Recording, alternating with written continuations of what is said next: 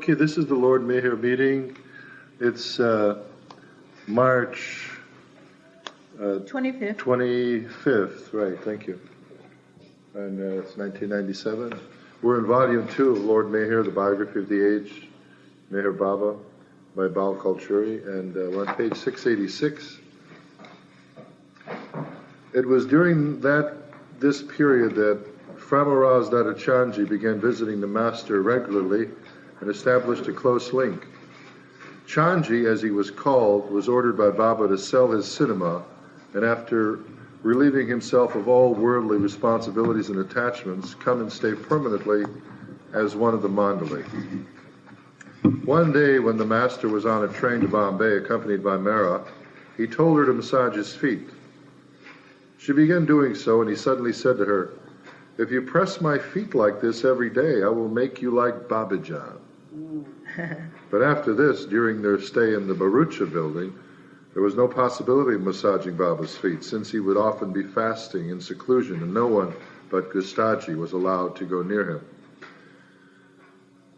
Dina Talati, Suna, and Korshad would come often to the Bharucha Building, and occasionally Baba would let them accompany the other women on walks that he led throughout the city. At one point, he took them to Victoria Gardens every day for a week. He would move about rapidly doing his inner work, telling the ladies to have a casual look around the gardens. One day he showed them the best sit during the period of his coming down to normal human consciousness.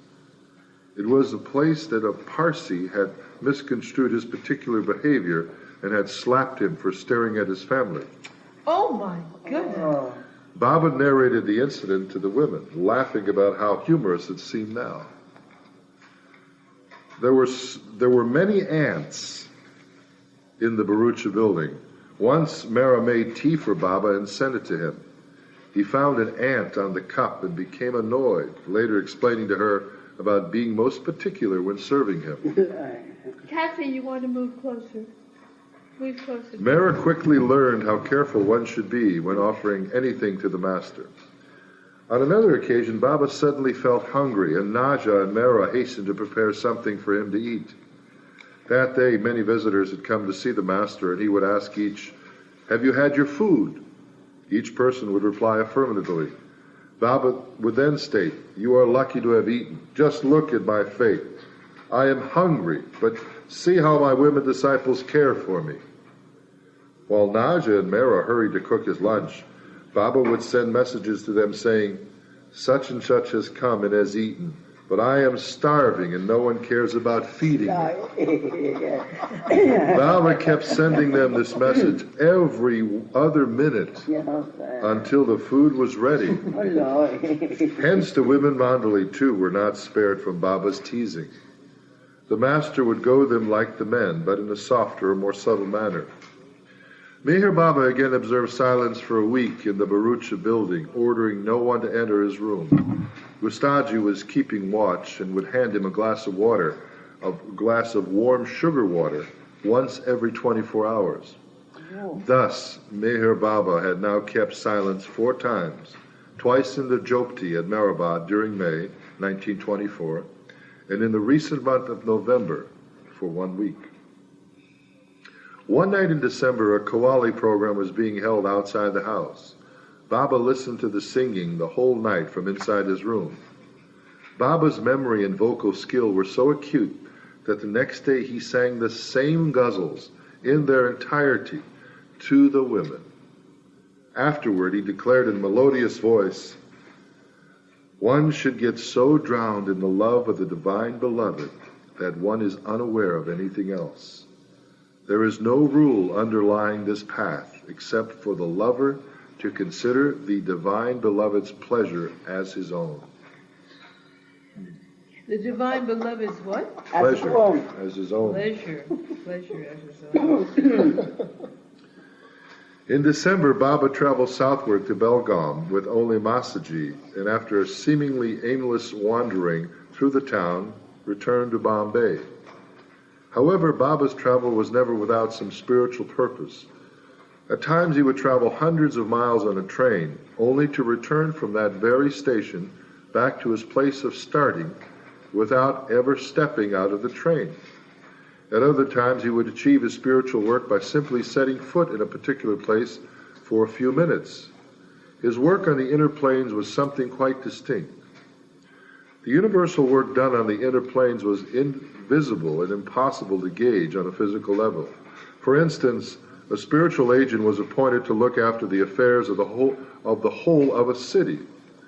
Communication with this agent by Meher Baba, instructing him regarding the entire population of the city, whether visibly or invisibly done, obviated the necessity of the master having to contact every person individually. Therefore, it was difficult to imagine the real purpose for Meher Baba's travels and his constant sudden changes of plans, which vitally concerned the results of his work on a vast scale. After 2 months in the Bharucha Building, the master sent Naja to Pune and instructed Daulat and Mehera to go to Ahmednagar and stay in Kurushu quarters. On January 25, 1925, he returned to Meherabad with the men mandali, and a whole new phase of Meher Baba's activities began. And now we begin the chapter, Meherabad, the abode of mercy, in the 20s, as you can see, young. He's 20. He's still with you, Pajni, at that time. Oh, is that the one you painted? Oh, That's that face. You did that? Yeah, the one at Linda Bukowski's. Fred. Uh-huh. That's Oh, yes. No, this is the third. Third one. Yeah, that's in the home of that girl, Linda. Linda Bukowski. Yeah, right. I've seen that. Linda Bailey, her name. He used did to- it. He's Did you Oh, see really? it, Fred? The Billy big one? was the one that I've painted never Big black been and to white? her house, no. Yeah. I met her in India several times in the early 70s. She lives in San Pedro. Yeah, I know. I haven't seen Linda since, I think, her husband died. That's right. She's a had few fallen years back. She's been not well. Beginning this chapter on Meherabad, the abode of mercy, permanent headquarters is entitled. After his return to Ahmednagar, Meher Baba began to refer to Meherabad as his permanent headquarters, where he would now hold public darshan. Many people of all castes and creeds began to come regularly for his darshan from Arangon, Ahmednagar, and distant places as well. All the men mandali returned to live in Meherabad. The Arangon children were especially happy, for they had missed Baba. With his presence there, they were now assured of his entertaining company, as well as having good treats to eat. Once Baba asked the children, "Can you all come here tomorrow afternoon?" One replied, "We cannot come because we have to graze the goats. If we don't, our parents will beat us."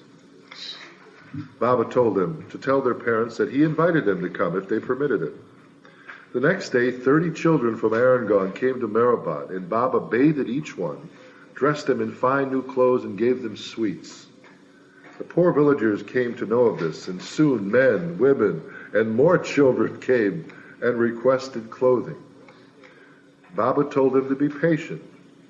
A short time passed, and one day he distributed clothes among all in the village and then served the feast. After a while, as the number of children increased, it was proposed to one day open a school for them. During this period, Khorshid moved into Kurushu quarters where Mehera and her mother, Daulat, were staying. Baba instructed these women to meditate and write the Zoroastrian name of God, Yezdan, over and over again for half an hour each day. They were then to cut the paper into small pieces and roll each piece bearing the name Yezdan into a tiny scroll and save them all. Later he added that the small scrolls would eventually be immersed in the sea. In addition, Baba assigned the women mandali to work of stitching clothes for the children and poor of Arangon. Baba would occasionally call them to Meherabad, and one day he asked, "How many shirts have you sewn?" They replied that they had made about 50. "Is that all?" he inquired. "Can't you do the work more quickly? By now you should have at least sewn at least 200. On another occasion, when Mehera and Daulat were visiting Meherabad, Baba told them, "If you wish to stay here, you both should cover your heads with shawls and wear long-sleeve blouses." They accepted this order and returned to Ahmednagar. You want to pick it up here? How do you interpret what you just read about Parsis at 10? Why would they cover? I mean, I don't understand that. Maybe you should reread that. I just. Well, do you have a comment on it? Yeah, where was that? All right. On another occasion, when Mehera and Dalit is her mother, of course, were visiting Mehera, Dalit, Mehera's mother. Dolat. Dolit. Dolat, yeah. Thank you. Baba told them, if you wish to stay here, you both should cover your heads with shawls and wear long-sleeved blouses. They accepted this order and returned. So where are they? So they should be in Purda. I mean, no. To cover their head with shawl, that doesn't mean they're in Purda. No, face. All Indians do that. Yeah. Yeah. So where are they that they did this, Fred? I forget where they were. In Meherabad. Oh, that's interesting. Suddenly he wants them to dress like Iranians. Iranian, yeah. Anyway, Sarosh K. Irani's sister, Mota, Mehera was invited to the wedding. But because of her austere dress, because she was doing what Baba said, she was ridiculed by the fashionable Parsis attending the lavish ceremony. But ignoring their derision, she faithfully obeyed Baba's orders, not paying attention to what anyone said about her attire. Does that... Mehera Baba's 31st birthday was celebrated on February 18th. You see, that's like... usually it's 25th is Baba's birthday. But the 18th is, in 1925, that's when he celebrated it. Hundreds assembled for his darshan. A huge pavilion was erected over the post office veranda and elaborately decorated. I think they have a picture of it. We'll look at it. His parents, Shaliar and Shireen, arrived a few days before with his brothers, Behram and Adi, and sister Mani. All of the master's close followers from Bombay, Pune, and Ahmednagar also arrived prior to the celebration. Mehera, Dalit, Naja, Aunt Daula, Jamshed's wife, Big Khorshed, Suna, and Small Khorshed. Who do you think is the Big Khorshed? The one that's in the compound? Yeah, it's that's the Big Khorshed, yeah. Suna and Small Khorshed all came in advance and stayed in the post office building, which was now established as the permanent residential quarters for the women mandali. That's the post office. Well, we know what that is. It's the tower building. For the men mandali, temporary quarters of tin sheds were improvised on the other side of the grounds. A storeroom was built in the post office veranda, and Gustadji was appointed to manage it. During this public celebration, a great feast was served, in which hundreds of people happily participated. There was singing of bhajans and kirtans throughout the whole day, and all had Mehera Baba's darshan. So here's the picture of the birthday celebration. We'll pass that around.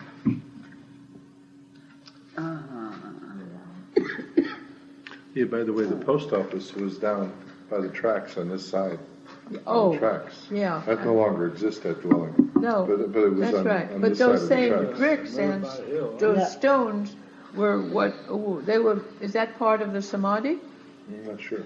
Yeah. But I mean, those. on this last visit, yeah. we were taken on tour of Meherabad, by Judy, and she showed us. She's become very good that way. Yeah, she's good. Oh, yeah. No, Judy. Yeah, Judy.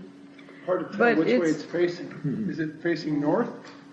See what? Or I think that's facing north or west. Facing north. No, those stones from the post office were used very preciously in some, either samadhi, I think the samadhi was where the post office stones went. Okay, so anyway, you can identify all these people that are in this picture. if you wanted to. Isn't this the storage room where the tower was built on top? You know, where they used to put all the slippers and everything? I think you're right. That's right. It's where the women stop they. Yeah, it's where they stop and they take off their slippers.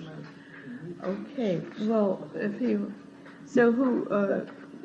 he were here, he could read. When he gets back But to you living can't room. keep reading. All the guests departed within 2 days after the birthday, and the regime of work was resumed by the mandali. Mehera, Dala, Naja, and Dawla became the first women mandali to stay permanently at Meherabad. That's very interesting. Mehera, Dala, Naja, and Dawla. Dawla's the aunt. Gulmai K. Irani's daughters, Bharucha and Dolly, would come to visit them with their mother. And Dolly was later to join the women at the small ashram building. Jamshed's wife, Big Khoshed, this little Khoshed is the one that we know. Jamshed's wife, because little Khoshed never was married, later came for some time. Then Suna and small Khoshed were also instructed to move to Meherabad before the opening of the school for the Arangawan children in March. The Arangawan children in March, those are the children from the village, of course. And the master always kept the men's and women's quarters separate in the ashram. He would retire inside his jokdi at Lower Meherabad with the men sleeping nearby, while the women slept in the post office building across the railroad tracks. He would daily visit the women and sit on an empty crate of Brook Bond tea on the veranda of the post office, seldom ever going into their room. Surrounded by his women disciples, he would relax and sing bhajans with them or request them to tell him humorous stories. Oh, see, he always liked people to tell him humorous stories. I know, because Baba asked me to, and then he said, I didn't know any humorous stories. So Baba said, well, then tell me a religious story. Oh, so he used to tell religious stories? Yeah. Well, there were some people, who didn't know a humorous story. So he said, well, and I told him a religious story. You remember one about why did Peter deny you? Why did Peter deny Jesus? Did you ever hear about Upasni wandering through the wilds of India and discovering the secret city? Where? Who? Upasni Maharaj? Well, no. He climbed a 10-foot wall of rock and fell in. Oh. And they all started to beat him with sticks. Oh. And then the head guru was a female, and she came and saved him and said, no, don't hit this guy. Oh, my And then he stayed there for a while, and then he left. No, I never heard that. Nobody even knew it was there. That was Upasni Maharaj. Upasni Maharaj. Did you know that one? That's one of the real tales. It's in print. Oh, I'm sure. Look at they subjected themselves to every humiliation, every risk. I mean, they're the perfect masters. During one occasion, he asked Mehera if she knew a song in English, and if so, to sing it. Mehera sang what? You all know what she sang. What did she sing? Swanee, how I love you, my dear old Swanee. I never forget that, and the reason is that Dr. Kenmore would take Baba up on that. And then, whenever for occasion... He could sing it. And he sang it very well. I mean, He had a strong bellowing, voice. booming voice. Yeah, I appreciate the fact that he said the Master's Prayer as loud as he did. Because when I'm very sincere about the Master's Prayer, I can't say it softly. I have to shout it. And I believe Kenmore was that sincere. He was not trying to pose. I knew Kenmore too. Very, very nice. Mehera sang the song Swanee, composed by George Gershwin. and Baba asked her to teach it to him. After Mehera repeated it, Baba sang the American tune quite beautifully. Can't you just see? Baba sang it? Baba sang, Swanee, Oh, how I this is love you, before the how silence, I love huh? you, my Still dear before the silence, Swanee. must be. Oh, this is before the silence. I would give the world to be among the folks in Dixie. Swanee, I am coming back to Swanee. Mammy is waiting for me, praying the folks up north will see me no more. When I go to the Swanee shore, I will be happy, I will be happy. I love the old folks at home. My mother was a friend of the mother of George Gershwin. She was, she just knew. An interesting incident once occurred between Mehera and Upasni Maharaj. Before Mehera settled in Mehera Baba's, why don't you read now a little bit? Do you mind? I love to read, but I think it's nice. Fred likes everyone to. Oh, no, but why don't you finish that train of thought? Was he? All right. I mean, there's plenty of pages to read. Okay. An interesting incident once occurred between Mehera and Upasni Maharaj.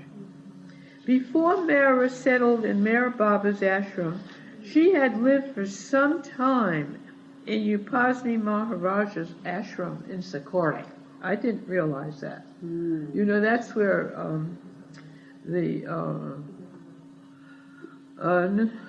let's see. Who was his chief nun? Yeah, the Bombay. lady, yeah. What? Wasn't it Bombay? No, that's the mother of Adi. name has that. I'll think of it in a minute. I think of her all the time. But anyway, one day in 1922, a Brahmin woman visited Sakori and presented a gold ring to the master. Maharaj did not want it and told the lady, I wear only gunny sack.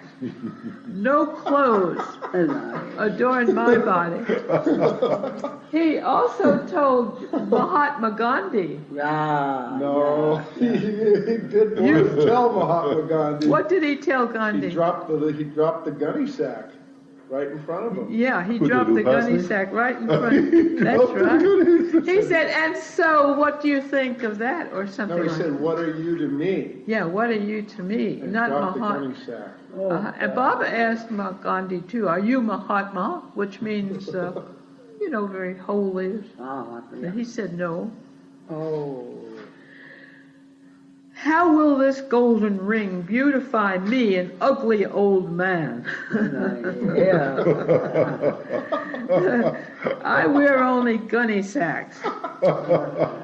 Itchy ones too. Oh my God, those are. However, this lady was so insistent that Maharaj told her, put it on my toe.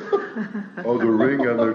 Put it on my toe. Maharaj to The say. ring, a Upasni gold Upasni ring. Maharaj. He said, Put put it- it on my toe. Put it on his toe. Yeah. She's so insistent. So maybe that's where toe rings Yeah. began. No, Toe just ring. kidding. No, that's probably was long ago. Later, Upasni Maharaj devotees were sure the master would give the ring to one of his woman disciples.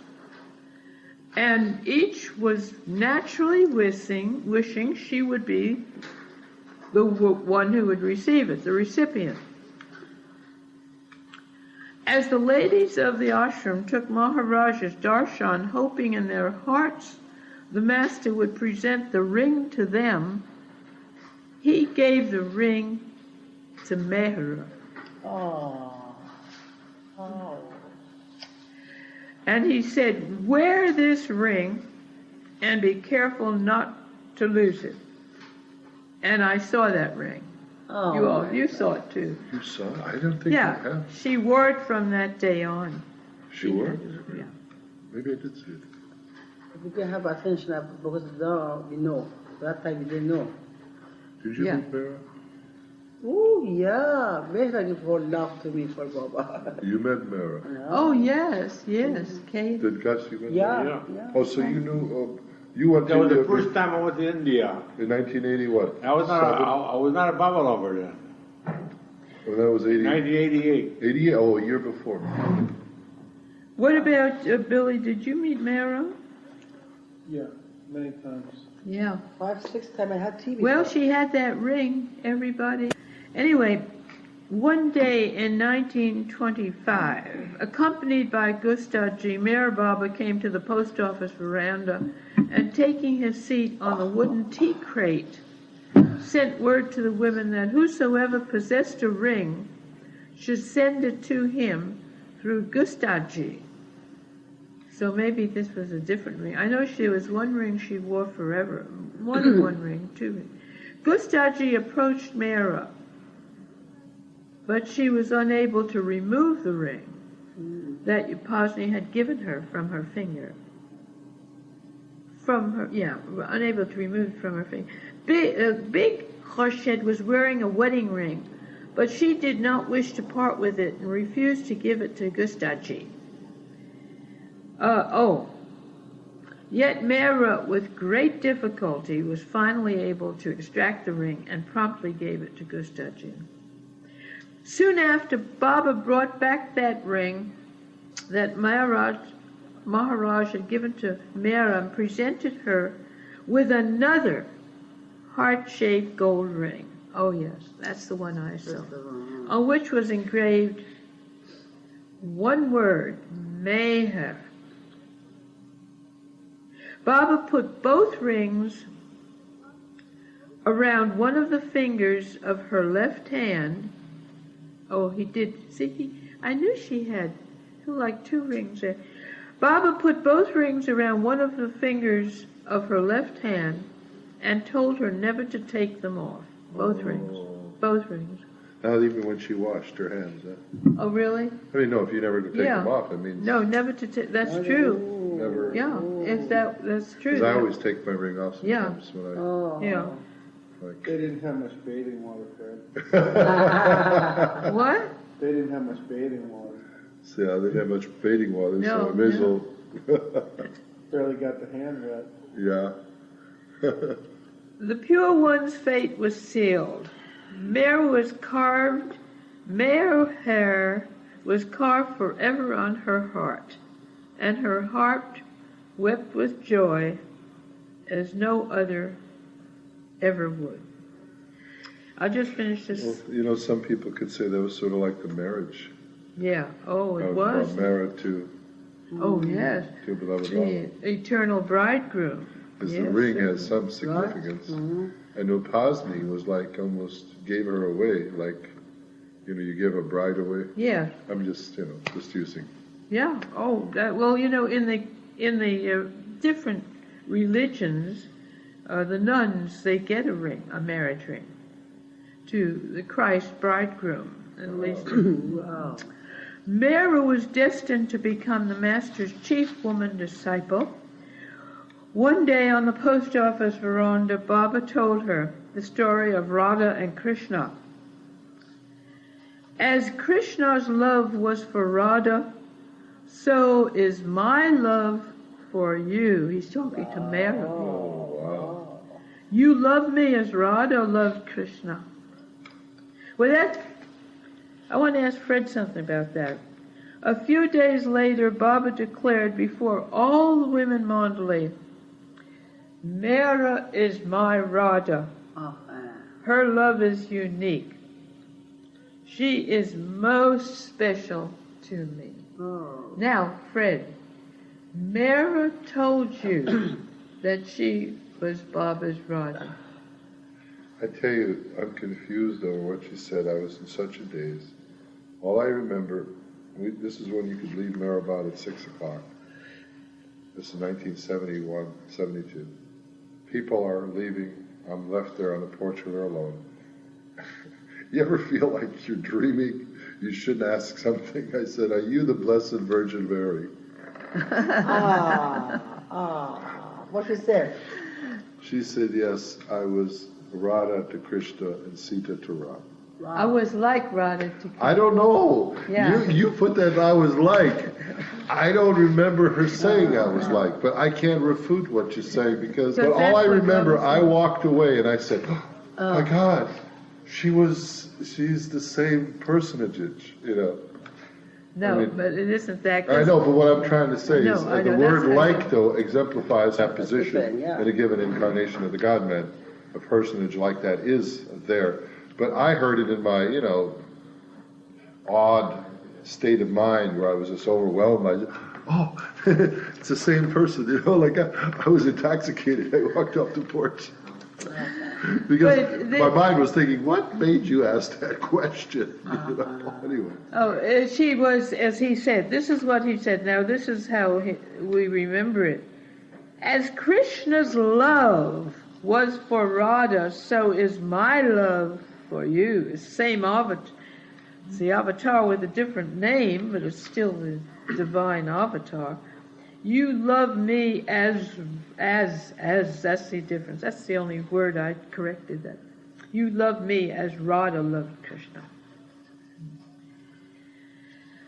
Okay, we're almost through here. During this period at Mehera, Baba would for some days remain aloof from the public, fasting in seclusion.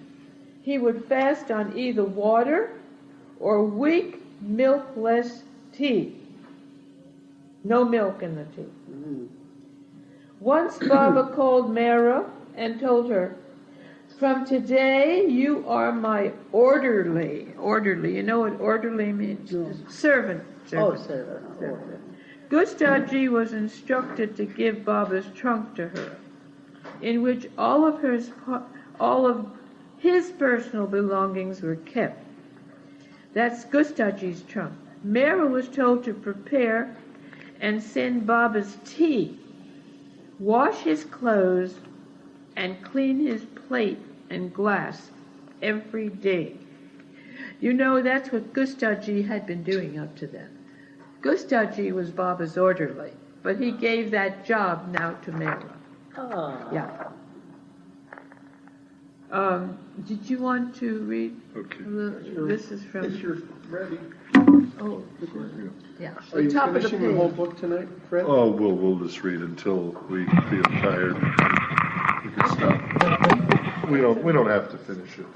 That's a very nice setup. Yeah, we don't have to finish it. It's sort of like just, you know, whatever happens. One Oh, time no, it's pretty long. One time we read like 10 pages because we got into discussion. So the meeting is this to enjoy. Let's see, where did Adele Right at let the off? top. Oh, just at the top. Oh, of the right at the page. top of Yeah, the you page? begin right Right, there. that's right. She finished on It the bottom is, there. yeah, you know it. Got it. That's right. In paragraphs. Slow me down if I'm going too Oh, fast take because I your drank time. coffee. Take your time. Valu Pawar, Mayor Baba would come to the ladies' veranda early in the morning. He would call out to Naja, "Hey, Najru, it's past 6, time to awaken." Can't you hear Baba saying, hey? I think that's strictly Val culture. Naja would hurry out of bed, and Baba, sitting on the empty tea crate, would melodiously sing, "I will always be the handmaid of my master." Singing this one line, Baba would sometimes dance a few steps, like Krishna with his gopis, women disciples. At other times, when he would sing Tukaram's bhajans, he would appear extraordinarily happy and radiant.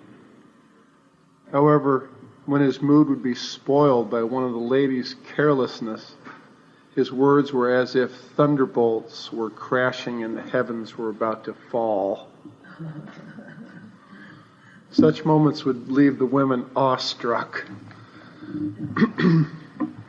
All 4 sides of the post office were walled off by bamboo screens, making an improvised compound so the women could live in strict privacy. Excuse me. Not one of them and no other men except Baba and Gustadji could enter. Meanwhile, the number of Arangown children increased day by day. and Too late, yeah. a one-room grade school was started. Arrangements to provide a boarding house for travelers were also in progress at Meherabad. At this time, Dowla had to leave for Pune because Baba's elder brother, Jamshed, had fallen seriously ill. Dowla had been overseeing the cooking, and Baba informed the other women, "If you are willing to cook for over 100 people every day, then remain here. Otherwise, you should go away." Oh. Except for Naja and Dowlat, none of them knew how to cook.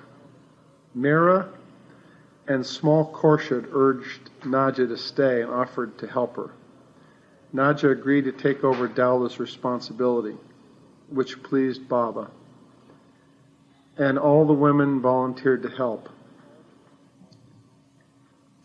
Only a few children from Arangaon were residing at Meherabad, but the number of men mandali living there was well over 100. The food would be cooked in enormous pots to handle the number of people. Baba forbade the waste of food, and if he found that there was any left over, Naja would be taken aside and sternly blamed. That's very interesting. During this period, a young woman in her late 20s named Valu Pawar was intensely drawn to the master. Soon after meeting Meher Baba, she surrendered to his spiritual guidance, dedicating all her possessions and property to him. Valu resided in Arangaon, but after coming into Baba's contact, she was allowed to move in with the women mandali at the post office quarters. She was assigned the duty of baking bakri and would also assist Mehera in attending to Baba's personal needs. Later, in February 1925, Meher Baba sent Mehera, Naja, and Dowlat to Sikori for a few days. When they arrived, Upasni Maharaj asked Mehera where she was now staying. Mehera replied, "With Meher Baba." One of Maharaj's main women disciples at the time, Durgabai Karmarkar, was very fond of Mehera and pressed that she remain in Sikori. After some days passed, Baba sent Masaji to Sikori with a letter addressed to Mehera stating, "If you wish to stay in Sikori, you may, but I will be happy if you return to Meherabad." When the three women told Maharaja their decision to leave, he sharply said in the presence of others gathered there, "What is this? Has this lad Marwan now become a saint? What does he know of spirituality? What have you gained from his hands? If you wish to jump into the ditch, I won't stop you. Leave me and go to him if you insist." But after a while, Maharaj called the three ladies back for a private meeting with him, and then very lovingly said, "You should leave here and go to Marwan.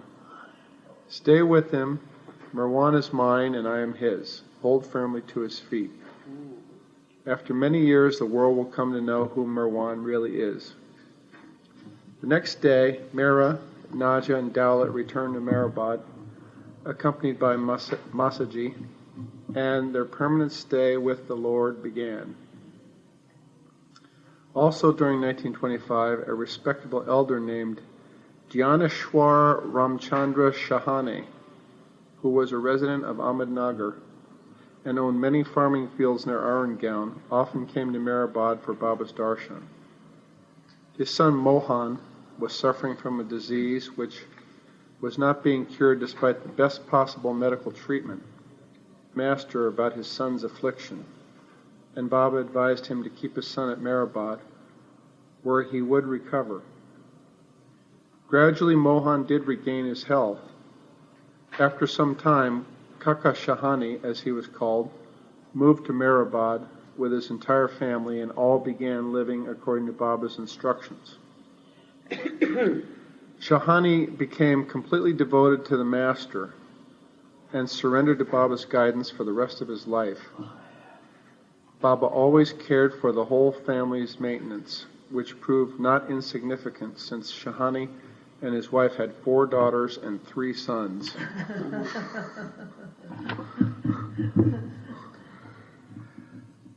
At Meherabad, during March 1925, 2 humble Hindu temples were constructed out of bamboo matting. One was meant for the low-caste Harijan people and the other for higher caste Brahmins. A man named Vishwanath was appointed as the high caste priest. The simple temples had photographs of gurus and pictures of favorite Hindu devas. Gods like Ganesh, Dattatreya, and Hanuman hung on the walls. The photographs of the gurus included Hazrat Babajan, Upasni Maharaj, and Mayor Baba. The children of Arangaon would worship and sing bhajans in the Harijan temple. During Hindu festivals, both temples were decorated and the holy days were observed with great ceremony and devotion.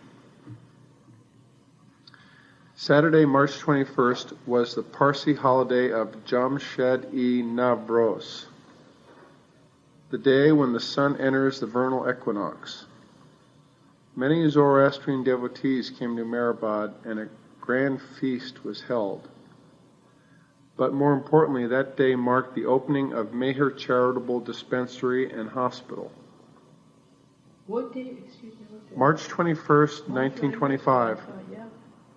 These facilities were rooms located in the mess quarters, which the mandali had repaired in 1923 and again during the Gamela Yoga phase in 1924, when the building was known as the Dharmashala.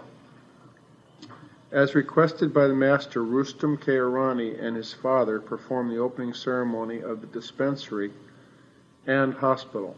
Many of the local villagers assembled and were informed that all persons suffering affliction, no matter of what religion, caste, or creed, would be treated free of charge. Those afflicted with disease who required hospitalization would be kept at Meherabad, and all arrangements would be provided for their food and clothing. A local doctor, Y.G. Karkal, was appointed to direct the hospital. Some of the men mandali were selected as his assistants, and they had orders to do any necessary work to keep the hospital functioning smoothly and the facilities immaculate. Padri became the dispensary's pharmacist, and Pendu served as its supervisor. After the opening ceremony, Baba distributed sweets and told the villagers, "Take care of your health. Don't fall ill if you can avoid it. But if you do fall sick, don't hesitate to come here for medicine and treatment." This was located where? Lower Meherabad. Lower Meherabad? Yeah, Mehera Free Dispensary. Oh, Mehera Charitable Dispensary. Yeah, that's how it started, huh? Yeah. Fred? That's what, we have, if that's our model, we have Fred and Adele, right? Yeah. You want to let them look at the picture? There's the dispensary, and there's the picture. We should feed the people, have hospital care. We have. Adele, you want to see the pictures real quick be born before again. Gus goes on? Kathy, we have to get born and come back many times. Dharmashala used to commence among Meherabad's medical dispensary hospital function. This is Lower Meherabad. This is where Mohammed. What is it called today? Where Mohammed is. With most. Is it Mandali Hall. No, Mandali Hall is where the Meheras are. But is this another Mandali? They call it a hall essentially. Meherabad Hall. Lower Meherabad. I think they just say Lower Meherabad. Yeah. I couldn't hear. Yeah, that's the old name. What she said. Yeah. Yeah. I think there's a Mandali Hall type name too, though. Yeah. Something like that. it's But it's not Mandali Hall in Meherabad. It's different. Yeah. It's Yeah. It does have a name, though. I think it does. Okay. So, we're back. Gus is going Gus to is reading. take Oh, over yes, now. but Gus, top here? At No, Mirabad? bottom paragraph, right-hand page. At Mirabad. Yeah. Right here? Yeah. This one. Right here. From that day. From that day, a new era of increased activity dawned at Meherabad. In the beginning, patients numbered up to 40 people every day, but the number eventually rose to almost 125. The number of patients staying in the hospital rose from 5 per day to 20.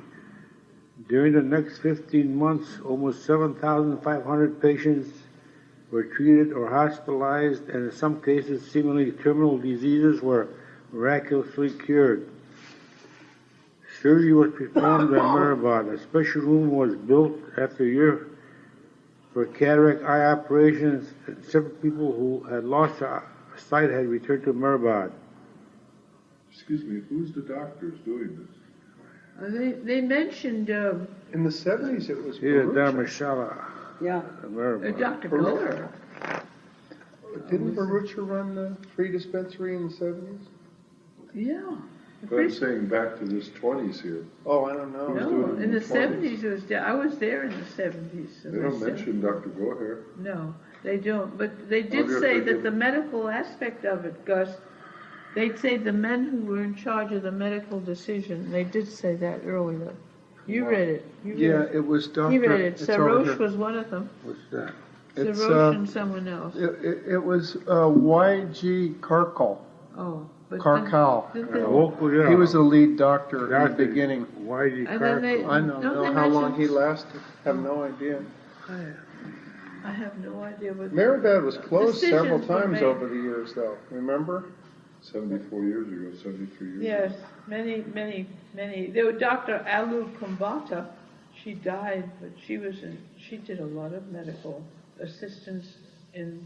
You remember Alu Kumbata? Oh, yeah. She'd come from She Arundel. was so nice She to was me. the head of the tubercular hospital. Yes, Yeah. She'd yeah, she come said- around, She yes. told me one time. Oh, she came to Artie all the time in the Yeah. evening. Yeah, Evening Artie. sometimes yeah. by bicycle. By Yeah, motorcycle. evening Artie. She wouldn't make the morning She Artie. died. She'd make evening.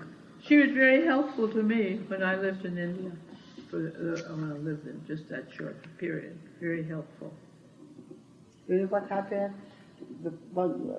2-3 years ago, I was there, Mrs. Alu. They told me, when you come this time, bring for me almond. You know, Oh, yes. almond, yeah. Yes. And I took it, a big bag like that. So, you know, some of them. Yes.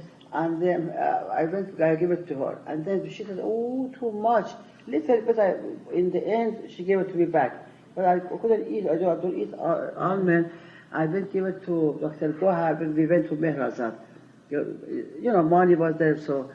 And she told me, Mani told me, how can you bring almond for me? I said, yeah, Doctor.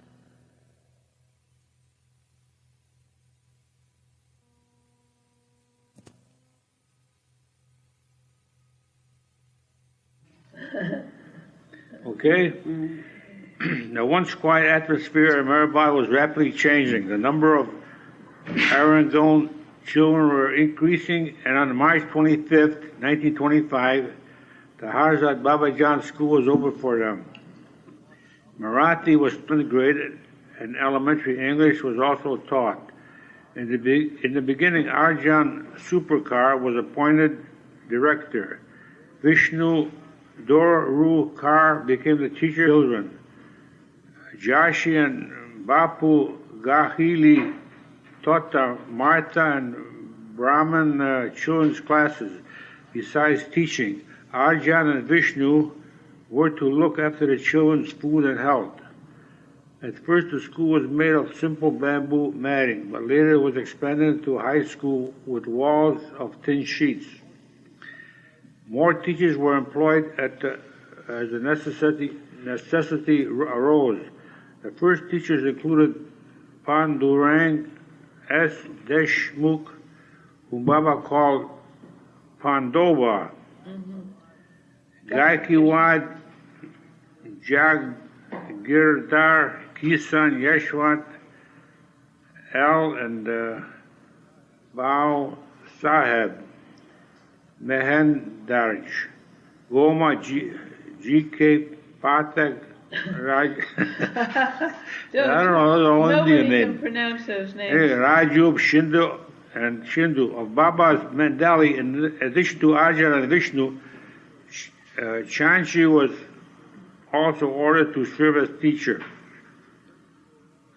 Eventually, there were almost 200 children in the school. After a while, a separate accommodation was made for girls' school, and one woman teacher was appointed. The girls' school was later shifted to Arangan. The Hazrat Babajan school was located in the same area as the women's mandali's quarters, some distance from the post office. Excellent primary instruction was offered in boarding house for the children were also open. The children who lived there were kept well fed, well clothed, and well exercised and happy. Their books and writing materials were provided free of charge. Separate arrangements were made for the Harijan children because of the prevailing prejudices of the times. They had to be taught in separate rooms and eat their meals separated from the Brahmin children. Meher Baba disliked the social conditions and pressures that kept the Harijans ostracized from the rest of the children. Though he complied with them, the children themselves were quite aware of caste distinction and would line up for meals according to the strict social rank. The high caste Brahmins were always first in line, then the Harijan children were at the end. You know who they are, don't you? The Harijan children. No. They're the very lowest class, the untouchable. They were low caste. The untouchable. Oh, that's what they The were? Brahmins and The high caste. they don't even, not even their shadow can touch. My So God. Baba changed Yeah, I know all there's several different castes in India. Yes, yes, There's also gypsies there. yes, Oh, yeah, we saw the gypsy in yeah. daily. Even among the Harijans, there were strict social delineations of who socially higher. For example, a tailor's son was considered higher than a butcher's son and acted accordingly. But gradually, day by day, Meher Baba unified them as the awareness of the equality of all was brought home to their parents. Facilities for every type of game and sports were provided, and Baba himself sometimes participated. Prizes were presented to the winners of athletic contests, and awards were given to the students who excelled on the regularly scheduled examinations. Meher Baba had his eye on the conduct of the dispensary, hospital, and school, and this proved particularly stressful for the mandali. The master would violently find some fault with Vishnu's manner of performing his duties in the school, would harshly scold him in front of all the students. Pendu was found at fault for not keeping the hospital clean enough. Each morning, Baba would inspect the children to see that they were properly washed and dressed. The poorest among them were the Harijans.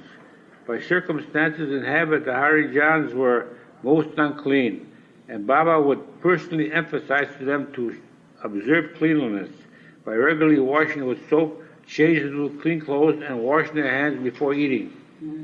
The master personally would daily help wash their clothes.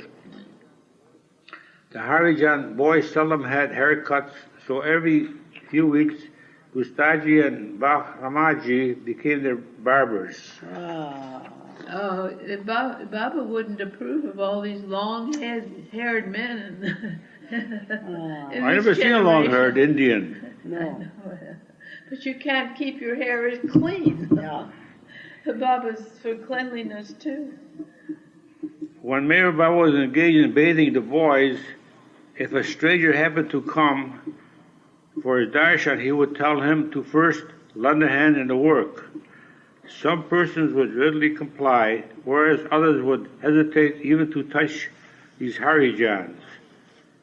Meher Baba would then remark, if you have come for the darshan of God, these Harijan children are my God. You are welcome at Meherabad. If you are willing to serve them, else you should worship your own God in your house or temple. Here, the only God you will find are these children. Strangers were wonderstruck by the sagacity of the master's words. Although inwardly wanting to help, they would not bring themselves to offer a kind hand, fearful of being ridiculed by society. Before departing, they would again ask for Mehera Baba's darshan, and he would tell them, taking me as God, and you have come for my darshan, but you are unable to serve those whom I serve. So why this hypocrisy of asking for darshan? Whomsoever your God may be, go to him for his darshan. I'm telling you, the only God here is the Shiva whom I worship. Outwardly, the amount of work Mehera Baba did for the upliftment of this trodden class does not compare with the work done by other larger institutions in India. From the spiritual point of view, the outcome of his work with these improvised children gradually manifested in the course of time until the untouchables began to gain an equal footing in Indian society. Mehera Baba's work was totally distinct from the work of any social institution. There was no comparison between spiritual and materialistic help. His efforts on behalf of the lower classes in India, whose plight was truly pitiable, were beyond the domain of worldly materialism.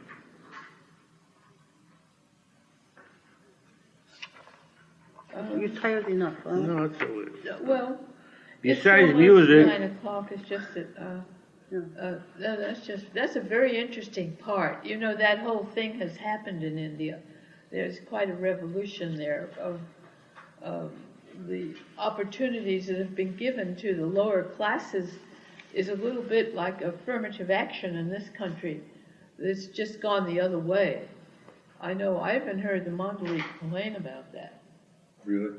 But because, like, middle-class people who apply for scholarships, they don't get it as easy because they have so many of the lower class asking for it, and they give the preference to that. Well, yeah, the last time I was in India, I heard that complaint. It went the other way around now. A little bit like that. A little bit. okay. Yeah. I heard this from some of the mandalas. Okay. Besides music and singing programs in Meherabad, Baba would frequently send to Bombay for films, which Chanji and Naval Talari would show on a wall at the post office building. Many villagers would attend the film, screened outdoors under the stars. In this way, besides providing a modern means of entertainment for the villagers, Baba would use this medium of entertainment to draw these simple people towards him and give them the opportunity of his sahabas or intimate company.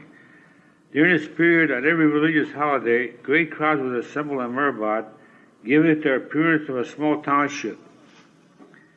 Mehera Baba arranged for children and adults to hear kirtans by D.M. Angal, a pleader. Angel started visiting Meherabad every Sunday to recite poetry and stories of traditional lore from Hindu mythology, which delighted all during Hindu holiday celebrations. Angel would also be called to entertain the crowd with kirtan songs. In Hinduism, Thursday is the traditional day for worshipping one's guru.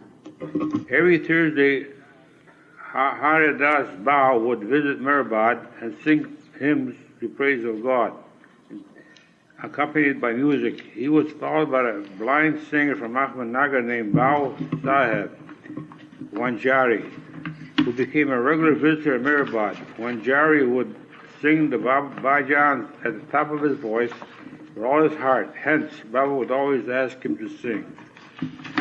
Once Wanjari pleaded with Baba to give him sight for just half a minute so that he could see his only son. To appease him, Baba promised, "Yes, I would. Just be patient and wait." Although Wanjari never regained his sight, he lived a life of inner contentment under the Master's guidance. Okay, thank you. Enough. I have to go. Yeah, me too. And That's enough for really, enough. yeah. There were 3 girls who came to the yard sale that seemed to have known you. I meant to tell you that. Because they knew it was Mayor Baba. Oh, So they said, well, I said, how did you know Mayor Baba? He said, well, we know Fred from the forum. oh, really? That was interesting. Well, Thank you so from the much, forum? Fred. That's very Yeah, I didn't get their names because they were looking around, and by the time I watched the ask them their names, they just left. Oh. That's strange. Oh, Yeah. interesting. Well, anyway, I think You start, Fred. Okay, Jai Baba, this is April 1st. April Fools. Wow, we're really here though. We're at the Avatar Mehera Baba Center, the new place at 1214 South Van Ness. It's the Lord Mehera. Tuesday night meetings. Tamara and Billy are here, and myself. And we're at the end of volume 2, page 702. Billy, why don't you start reading at the top there, besides... Over here on 703? Right. On April 13th, okay. Besides music and singing programs at Meherabad, Baba would frequently send to Bombay for films, which Chanji and Naval Talati would show on a wall at the post office building. Many villagers would attend the films, screened outdoors under the stars. In this way, besides providing a modern means of entertainment for the villagers, Baba would use this medium of entertainment to draw these simple people toward him and give them the opportunity of his sahavas, or intimate This company. is 1925. Yeah. Wow. We're showing movies on the outside wall. I love it. God, I didn't know that. Wow. During this period, on every religious holiday, great crowds would assemble in Meherabad, giving it the appearance of a small township. Meher Baba arranged for the children and adults to hear kirtans by D.M. Angal and Pleader from Ahmednagar. Angal started visiting Meherabad every Sunday to recite poetry and stories of traditional lore from Hindu mythology, which delighted all. During Hindu holiday celebrations, Angal would be called to entertain the crowd with his kirtan songs. In Hinduism, Thursday is the traditional day for worshipping one's guru. Every Thursday, Haridas Baal would visit Meherabad and sing hymns in praise of God, accompanied by music. He was followed by a blind singer from Ahmednagar named Bal Sahib Wanjari, who became a regular visitor of Meherabad. Wanjari would sing the bhajans at the top of his voice with all his heart, hence Baba would always ask him to sing. Once Wanjari pleaded with Baba to give him sight for just half a minute so that he could see his only son. To appease him, Baba promised, "Yes, I will. Just be patient and wait." Although Wanjari never regained his sight, he lived a life of inner contentment under the Master's guidance. Thus, through different mediums, Meher Baba attracted many different types of people, gracing them with the opportunity of basking in the rays of his divine radiance. One such festive holiday was Lord Ram's birthday, which was celebrated in Meherabad on April 2nd. April 2nd. That's today. Ram's birthday! Today, because we're here, they're there. You know that? Read that again, because it's April 2nd in India right now. Thus, through different mediums, Meher Baba attracted... one such festive holiday was Lord Ram's birthday, which was celebrated in Meherabad on April 2nd. Which is today, right now there. Exactly. Yeah. Because right now it's Jai in the Ram. morning, Jai Baba. Jai Right now Baba. in India it's about 9:30 in the morning in India. Wow, that's right. So isn't that funny? Everybody's at breakfast, eating breakfast. Jai Baba. Hey, Gus. You know, How are an you, interesting Gus? thing is that's who I followed before I followed Baba was Ram. Oh, that's cool. See, and that's who I appeared love to us Ram. was Hanuman. No, I've read... Would you rather sit here? No, it's all right over here. Because I'm fine sitting in a chair if you'd Only for rather. lazy people. Is it? So it's Ram's birthday. It's Ram's birthday today. Ram's Jai birth Ram. was then celebrated, after which Baba handed out the prasad of sweets. In the afternoon, Abdur Rehman, Ghani's brother from Lanavla, delighted all by singing qawwalis. That's on the way. We had the best Indian food I've ever eaten. We stopped for a meal in Lanavla. At the you five-star did? hotel. At the five-star you hotel. did? Have In you ever Monty's been there? Swanee car where her body had been. We were in the No, I Swanee. passed right through Lolava, and I saw this 5-star hotel. Unbelievable Is it a nice food. hotel? And they were shooting a movie when we went in there. Yeah, it's Also- off the road. You go off the main road and go down Yeah, this sort little of like a Resort. getaway. People like go there like from the like a city. Exactly. DoubleTree or They, something. yeah, they think they're really like they think Like they're the really Billboard. really on vacation when they go there. No, it's really amazing, and we ate this food. Oh, the best best Indian Indian food we had in Ever India. carried, I imagine. Yes, we ate They had both. They had both. But it was- We ate it was vegetarian. delectable. We ate all vegetarian. Wow. But they had... You don't remember the name, do you? Just call it a 5-star hotel. We'll have to remember. I'll tell you, if you ever want to go there, just tell Pat that you want But to it go. was a 5-star hotel? Yes. 5-star hotel. And it was Wow. delicious. Truly. Delicious. A film depicting the life story of the Hindu perfect master Tukaram was shown at night. The following day, Jai Baba. Jai Baba. Jai Baba. Oh wow! You look How are nice. you? Jai Baba. Yeah, thank you. I look tired, I know. No, you don't. No, You look no. great. No. Really? No, you look You great. look like very happy in Baba's love. You always look beautiful in Baba's Thank love. you very much. Thank you. The following day, a great feast was served to almost 5,000 people. And Mehera? Yeah, Mehera. Wow. Many people On from Ram's birthday? Yes. You know, Today during is this Ram's time. Today's Ram's birthday in India. April 2nd. April 2nd. In India, it's second now. So. A second, You know, yeah. during the 20s, I mean, there were like 500 people that lived at Meherabad full time. Really? Yeah, I mean, it was a thriving. The post office was on this side of the tracks. Yeah. Did you ever go on the tour with Yeah, I went on that Judy? tour. Yeah. She took us this most recent time and said, "This is where the post office was." I says, "Really?"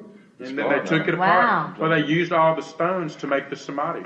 That's right. Wow. All those stones that make They the came samadhi, from the post they were Oh, the yeah, post yeah, office where the from women Samadhi, used yeah. to stay in the From early post days. office. Record shed. Uh-huh. Right, you understand that? Baba Record said- shed Baba and said Mehera, and they used to stay Baba there. ordered it, that because for Yeah, that and for he Muslim. called it the dome. It was called the It dome. was called the Dome then. Until he dropped his body, the That's samadhi right. That's was why we called like the dome That's for why that. I like the dome. We do When you too. say the dome, somebody says sanctuary, somebody says chapel, somebody says... Chapel is no good. No, Chapel's not good. I really like Chapel the is dome. Christian. I like the dome. The dome The because dome. I it's like no the dome religion. because the dome to me is sort of, it also is a lightness about it. It isn't so It's lightness. sanctimonious. Yeah. Dome Yeah. is like, dome's almost humorous. Exactly. Well, you know what? Dome, And that's what dome. Baba called. There's a Your beautiful dome head is picture. Huh.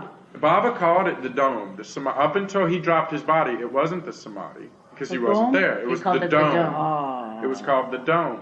And I think this place called the dome because I think anytime you creep in with any religious connotation, I've been harping on this I know, but for it's a true. while. I I've been agree with harping you. on this, Yeah, but that's a when, good point. but when Nancy Marijuana met Baba, I was grilling her on it. I was at her house a few weeks ago, and I was just saying, what was it like and everything.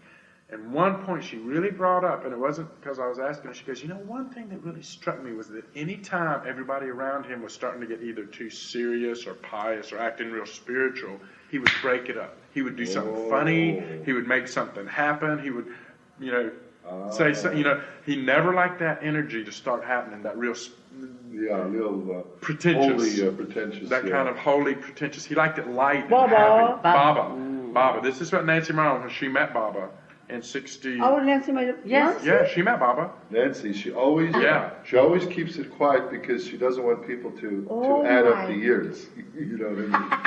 Because if you say, you know, Yeah. you see, Because that was 64, I'll never right? forget. Yeah, no, 62. 62. I'll never forget. Buddha night at the center. Rob Thornburn said to Nancy, "Nancy, you met Baba in 62. That means you must be 65. 72, 82, 92. My almost God, 60, I Nancy, think. how old were you? Oh, my Were you God.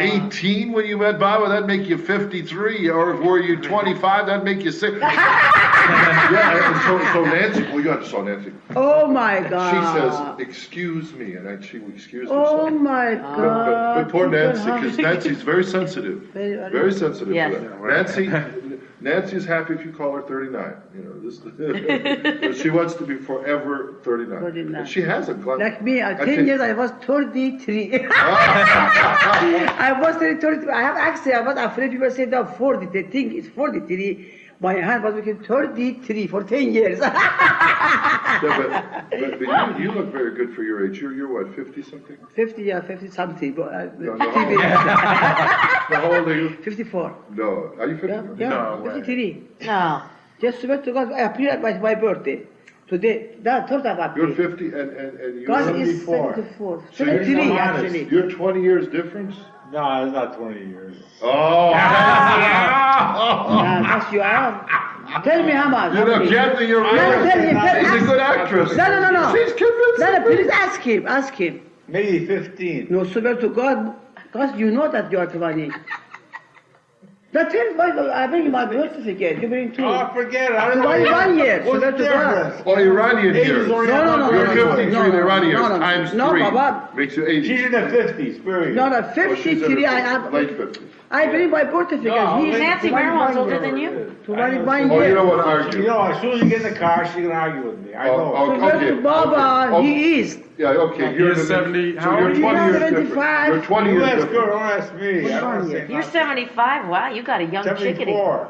2 years. You got two your- months. I was Wow, just 74. You were off the cradle with this one. You got the young What day is thing. your You were off the birthday? cradle. You were a baby. What day? Baba, 16. even his sisters told him, how come you got young chick for yourself? Well, as soon as that, my birthday right around a year I know. older. 10 years Good. ago. Kathy? But you love me. I like you, whatever you are.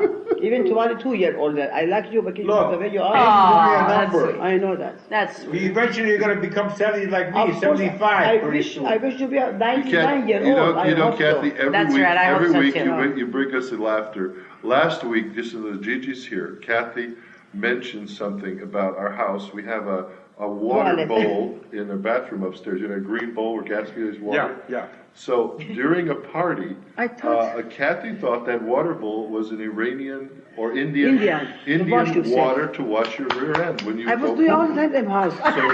So she was using it for the entire day as a wash basin Yeah. for her, after her. And I said, I brought something else to so- be here. I brought and something so else. I wanted to know why, because I'm going in there during the party, and I says, oh God, Wait, I'll somebody, show must, you. have, somebody must have knocked the water Oh, over God, Kathy. and knocked the bowl over on the floor because it's empty. But then I find out now Kathy was emptying it when she was, cleaning. but the Indian style bathroom. But now she's brought a water Cup? thing. No, it's a. I brought something here the somebody other took day. it. Yeah, That's no. for bathroom. Well, they thought With the nozzle. No, she's brought what you They water put water plants the with. plant. And she brought I it said for this use that bathroom one. here, but It's somebody easy. must have thought that you use it to water with. Uh-huh. Harry was watering the garden. Oh, okay then. Use it. I love it. I Now told. this is what Baba Yes, I loves. told them. Baba loves this kind of stuff. Baba loves Kathy was watering something. I told them don't wash with the like Indian. It's not clean.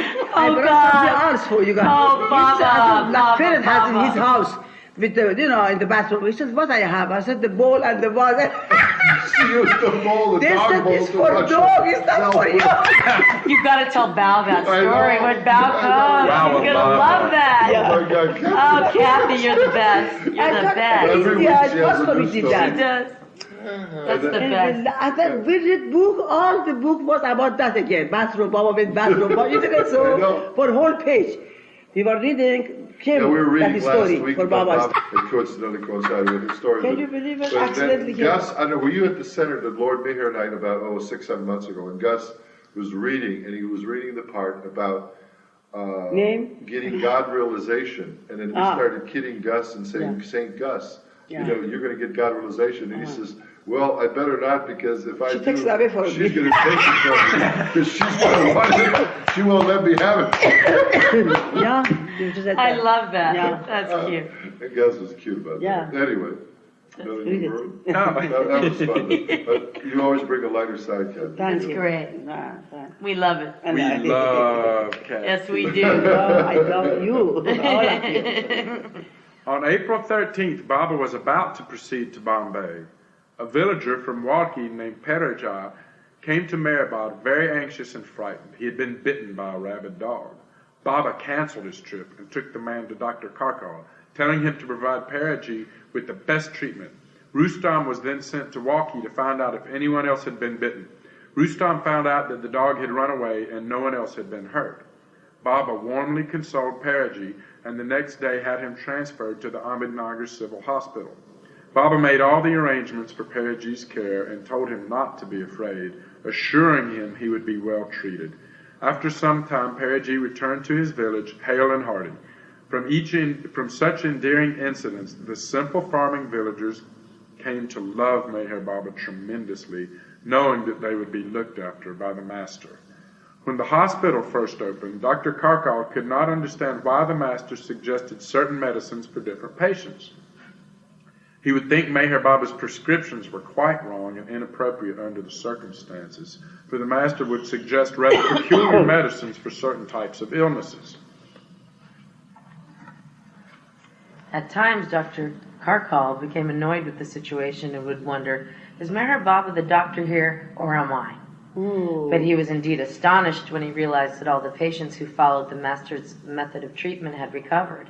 In such cases, however, Karkal was certain the recovery was solely due to Meher Baba's blessings. Thereafter, in serious cases, Karkal did not hesitate to consult the master about what treatment to administer. When a patient survived a critical illness, a special celebration would be arranged in his or her honor, and Baba would compliment Karkal, Padri, and Pendu. On April 14th, Meher Baba left for Bombay to purchase khaki material for the children's clothes. Upon his return to Meherabad, he immediately went to the hospital and inspected every patient and worker. After careful inspection of the hospital and its management, he went to the school where he inquired about the children's health, food, and studies. He then consulted with the mandali about any problems that might have arisen in his absence. Only after he attended all these matters did Baba relax after the tiresome journey. Thus the master was most mindful of every particular detail concerning life at Meherabad. He would not tolerate the slightest laziness or carelessness on any worker's part. A local tailor named Waman was hired to stitch the khaki clothes for the children. Baba insisted the tailor cut the cloth in his presence, making certain the man did a proper job. Because of his hurry to return to Meherabad, Baba did not keep a meeting with the Munshi Rahim in Bombay. Munshi Rahim. Munshi became so disturbed after Baba did not show up that he stopped eating. News of his fast reached the master 5 days later. Solely because of Munshi's situation, Baba once again left for Bombay. But before departing, he asked the mandali what special things could he bring for them. Such simple acts of kindness toward his men and women disciples touched them deeply and kept them at his command under all circumstances. Baba visited with Munshi for 2 days. After consoling him, Baba persuaded Munshi to start eating again. When Baba returned to Meherabad, he was informed that a student was ill and he promptly went to the hospital. After seeing the boy, he inspected matters at the school. Vishnu had asked him to bring samosas, spicy vegetable patties, from Bombay, and Baba distributed them to all. Vishnu's broad smile was evidence of his gratitude. For several days, the men mandali had been talking in the car. I think that's how you say it. They had concluded that the master loved Arjun more than any one of them. They had observed that when Baba ate his food, he would always give leftovers to Arjun, and it was obvious that Baba had established some special bond with him. At the time, however, Baba did not mention anything particularly special about Arjun. Soon after, a situation arose which revealed how Baba felt about Arjun. One day when he was inspecting the school, Baba suddenly turned to Vishnu and demanded, "Take that stick lying on the ground and strike me on the hand with it." He held out his palm to Vishnu. Horrified, Vishnu replied, "If you order me to do such a thing, I will commit suicide." Baba then said the same to Rustam, who replied, "I would prefer to leave Meherabad than to strike you." Baba then called for Arjun, who was always doing some work. In a most serious tone, he told Arjun to strike his hand. Arjun at once picked up the stick and struck Baba. Meher Baba then explained, "This is love. He who values my word loves me the most." Pointing to Vishnu and Rustam, he added, "You love your own feelings and personal fancies more than the worth of my words. This is the reason why I love Arjun more, and even he has only recently begun to understand the importance of carrying out my orders." Obeying Meher Baba's instructions, the villager from Arangan, Sidhu Campbell, returned to Meherabad after working for a year in Bombay. Upon his arrival, Baba asked him what he would do now. Sidhu replied, "Whatever you tell me to do." Baba said, "I can use you here, but you must not ask me any questions, and you cannot even ask for wages. You must leave your maintenance to my discretion. But as soon as you accept employment under me, you will have to do the work assigned to you." Upon Sidhu's full acceptance of these conditions, Baba asked, "Would you even work as a sweeper and clean the toilets?" Sidhu hesitated before answering, and Baba said, "Don't think about it. If you won't do such work, I will do it." Oh. Soon after, the master walked to the hospital. Sidhu followed him. Once inside, they found that a patient had soiled his bed, and Baba began to clean it. Baba turned to Sidhu and said, "Don't worry. If any patient makes a mess in his bed, I will clean it. You need not bother." At that moment, Sidhu felt very ashamed of himself. I look upon this and I almost say, what would I have done? Yeah, that's what I was just I know. thinking. I don't think I'd have the guts to clean somebody. But maybe if Baba did it, I would do it. I wouldn't want to do it, but I think you would do it though, because Baba would. If Baba did it, I would definitely do it Yeah. because I'd be overwhelmed by, cleaning a man's mess, a person's mess. You don't even know. You don't even know. Just with his compassion, just with his understanding of what he's doing. He knows he's dealing with a divine being, the soul in that body, and the ignorance we look upon it as an individual who is just whatever. It's so that was touching. his. Yeah, That is very touching, isn't it? Our Baba. that was kind. It's kind of like a metaphor for what he was doing, cleaning up our mess. Yeah. That's what his job is. That's what Baba's function. You see, if this is given out to general information to people about Baba's life, it's mind-boggling to the average spiritual. No, you can't. Those I have to say, those aren't good books to give people No. who aren't too close. intimate. Yeah, they are. They're too much. It's too much. It is too much. There is stuff in there that's too much It's about too it. much. Yeah. And especially You when have it to gets to love Baba. World War Right. II, and he talks about Hitler being the perfect person Right, playing yeah. his role perfectly, and people cannot deal They with can't that. handle that. No. People cannot deal with that. Because they're not evolved enough to understand the way No, a master And works. I don't think it's doing Baba a People are service more into to the talk about gross that or world. spread that out, That's and so true. people are drawn But you to know it what's of their own. amazing on the play of life, as Shakespeare calls our life, a play, a stage, is that we get so involved, but yet as actors, for instance, a good example, get older, all of a sudden you see, like, think of Paul Newman or Redford, you don't think about them in the same way you used to, because as they get older,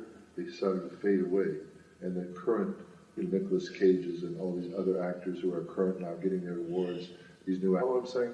Yeah. It's like sure, they're honored by their peers in a certain way, but people in their mind and dealing with life, everybody wants to deal with the stage in such a serious tone, thinking it's so real, but then all of a sudden they disappear too. All these people, these zealots and everybody else, you see what I'm saying? So they may be criticizing you for your stand and believing this or that. Yeah, You follow what I'm Yeah. saying? Is like that- Meherana. But it's all passing. And so Baba basically in this example here is saying, hey, listen, it's all passing, and I'm showing you that it is all this. Well, in Baba's song, remember? Remember he even says you are toilet, you are... Oh, yeah. Remember that you are... You are... You are dog, dog, you are bee, monkey, you are everything, monkey. yeah. And so remember he said some Indian You are people louse, took offense to that. everything. Remember that you are this, you are that, you are my toilet, you are my, under my stomach gurgling, and what is how is that? And all of them made fun of it, and it was Baba had written it. Yeah. They said Bao had written it, but Baba had Baba written wrote it, and it, they yes. said, "Look what Bao wrote," and all of them said, "Oh, this is stupid. This is so foolish." Exactly. Remember, they made fun of him, Right, and but it Bao was was Baba. told he couldn't say anything, and here Baba had written it. You know what this is good Remember for that. me too to hear about Baba cleaning somebody like that is I knew some nurses in my life. I've known people very compassionate with people who, Yeah. who wouldn't think nothing of doing that. They thought of it in a way of just genuine service and without any kind of reservation. I guess it's just my whatever it is. You say your weak stomach or something. I don't know what it is. I don't know. Yeah. Like sometimes I'll see a person really sick, I run away instead of helping. Yeah. Because I guess I have a hard time going into ICU wards and stuff. do you have trouble with that too, Billy? I used to, but I had my grandparents both came from family of 11 kids, and all lived within close proximity. So I had so many old relatives, and I've watched every single one of them die. Wow. So I've just, it's like, okay, whatever. So you saw them all. You got I'm just like, I mean, detached I'd have from to go to the hospital, so you you're know, right there in the intensive rooms with care, all and the- go in there, all the having to go to medicine nurse. And there was nurses. one, like one of my great aunts who I moved next door to. She was old. I mean, she was like 90 when I moved next door to her. She took care of herself, but I would go get her groceries. I'd take, you know, just a little bit of stuff in there. But she fell and broke her hip, so she had to go to one of those like nursing home places for a while after she got out of the hospital, just for a couple months, Right. till she rehabbed. I mean, going in there, it was like so Tough. rough because everybody was laying there like this. And I remember the first day I went to see, she was like Montessori or something. This woman was unbelievable. And I walked in, and she's sitting there. And I walked in, I said, "Nora, it's me, Billy." And she just looked at me, she goes, "You got to get me out of here." She's like, "You got to spring me." She's like, "I can't take it." She's like, "Look at this, the windows don't even open. They just got this heater, it's hot." She goes, "I want my windows open." She lived by herself. She was, but she was pretty amazing. She lived in the same house from the day she was born till the day she died. My God. People And don't she do lived that to be anymore. 98. And My grandfather's 98 right now. No, that's how it goes in our family. But it was like when she was the oldest of 11 kids, and her mother died giving birth to the last one. Wow. So she raised them all. Oh, wow. She was My grandma engaged. did. She was engaged to be married to a doctor, and she had to blow it all off to Oh, stay and my take God. care of her family. That's amazing. beautiful. So that was her whole life, man. She was saint, really. I swear, she was the From closest day thing she to a was saint. born to the day she died. Same the house. Same house. Same house. My God. No, she was like a saint, really, I'll tell you. Yeah. But I remember, Yeah. I'll never forget walking into that office. I mean, I was like queasy too. I'm like, oh. That's I hated it back then, you know. Well, But then you get used to it. Well, in a hospital ward too. When I went to visit, I think Jean Adriel, she was, before she died, she was in a nursing home, and she was in a room with two other patients. There was a man that was babbling just uncontrollably, and she was there sort of like semi-almost coma. And you could smell the stench of, It's that urine the body smell, urine. kind of just. And I think a lot of them probably are after they're just totally bedridden. They're vegetables. And some of them. and so I remember Wow. visiting Jean. Here, Jean is the author of the Avatar. She met Baba. She was extremely very beautiful. 30s or whatever. She met Baba, 50s. And here now she was in her 90s. She was dying, and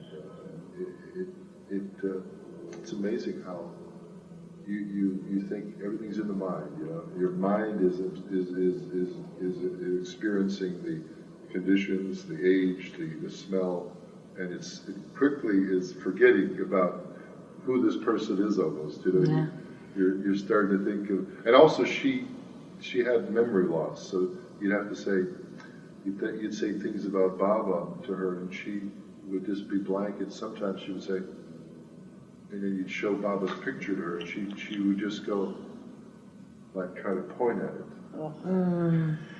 But the point what I'm trying to say is, it shows you that, how our minds are so conditioned to comfort, but yet we're going to be there someday. Yeah. Yep. No, I tell you. If you're fortunate enough to live that long. Right. I don't know if that's so fortunate, to be honest. My mom died at 62, and I'm so glad when I see how hard it is, To see people age and, yeah. to age painfully. And I know that, like, her sister had cancer at, like, 65, the operations, a whole bit. None of the kids in her family have lived to be 70 yet. So rather than her have to deal with a lot of physical pain, she was out dancing the night before. She was in great shape. And then, so in one sense, it's made me, and just when you talk about how quick it's passing anyway. Yeah. That I can only be happy that she went quickly and completely painlessly. Yeah. Painlessly. That, and it's like, Baba takes care of these things. Easter Sunday, when I came back home, I laid down on my bed to go to sleep that night. And I felt Baba and my mom right there. Yeah. Right there. They were just, and I kind of opened my eyes and I'm looking and I could almost see them, but I could just feel their energy there. And Baba's done that a couple of times with me where they came together. Wow. So On it's that day, like, it's so cool. yeah, because Easter's a hard day, holidays and all that. And boy, I tell you, you see that, and knowing that everyone has to go anyway, and that Baba takes care of it and takes people at the perfect time. Yeah. I would only hope that I could live my life happy and healthy and go with no pain and no real sliding down too far. I'd hate to have to sit around with diapers on. Oh, I hope not. That's terrible. Just to be honest, I am very proud of but you're right. It happens constantly. Well, I almost think sometimes, It's horrible. I've talked bravado about being taken to a rustic cabin somewhere in the wilderness and just saying, here's water. If you can't walk, crawl. The water will be put on the ground. But at least you could crawl out your door and maybe on your last breath roll into the dirt and the leaves or something. You see what I'm saying? Yeah. And because I hate this sterile aspect of convalescent homes. I do too. Like Dana Field, I don't know if you got a chance to visit him at Easton Wilson Convalescent Home in the San Gabriel Valley, West Covina. I saw him last year. This year I missed him, but he's still alive.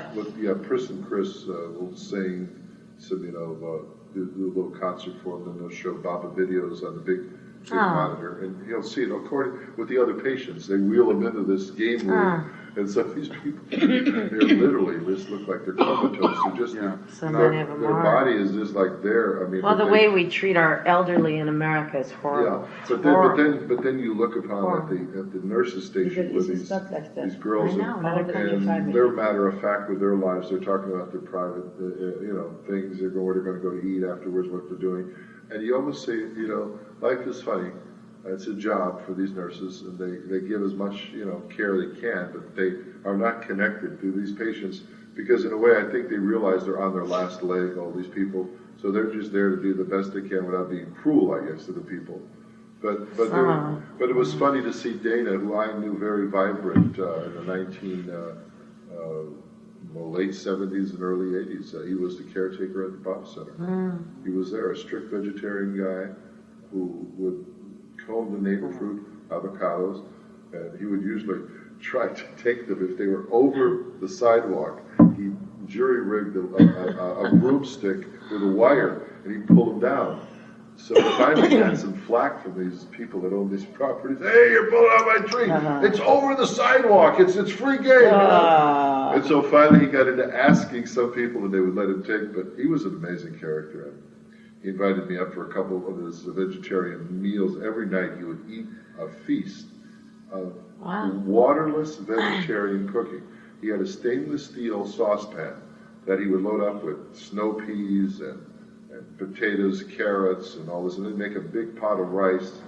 But he cooked the food waterless. So this stainless steel pan, it wasn't wrought iron, actually became almost burnt and caked because he cooked the vegetables with a cover. But he would cook them waterless. He would let the vegetables, through their own moisture in the vegetables, cook themselves. And so I remember eating with him once. I says, Dana, this food tastes burnt. He says, no, that's waterless cooking taste. That's wild. First of all, you put low, when you put that low. After it gets perspired. He was amazing. He was amazing. He would eat. And finally, then when he went into the convalescent home, we came to visit him. You're talking about the gentleman. Dana. But just before he went into the convalescent home. He's alive now. He changed. Is he all right? Of course. Last year we went to see him. Is he talking? Yeah. He talked? Yeah, he came sit by us. No, wait a minute. Dana talked to you? Way up Dana Field, in West Covina? Yeah, Baba, West Covina. Yeah, we went there. That was about 2-3 years ago. No, last year I went with Merlush. Because I heard he had a minor stroke a couple of years ago. With Merlush I went last year. He's okay. He's very good. And they make I think. But he's in that movie, Baba's Birthday. Maybe was there too. They sing there. Yeah, the Three Incredible Weeks scene at the tomb. When Bob was at pictures around his house. Bob was at the tomb in India, you see Dana in the audience with all the men, men meeting. But anyway, let me read a little bit here. A young man of only 19 named Chuggan Sitaram Dattatray was a resident of Bingar village on the outskirts of Ahmednagar. Chuggan was a Brahmin and a frequent visitor to Sikori, where he thought he was on familiar terms with Upasni Maharaj.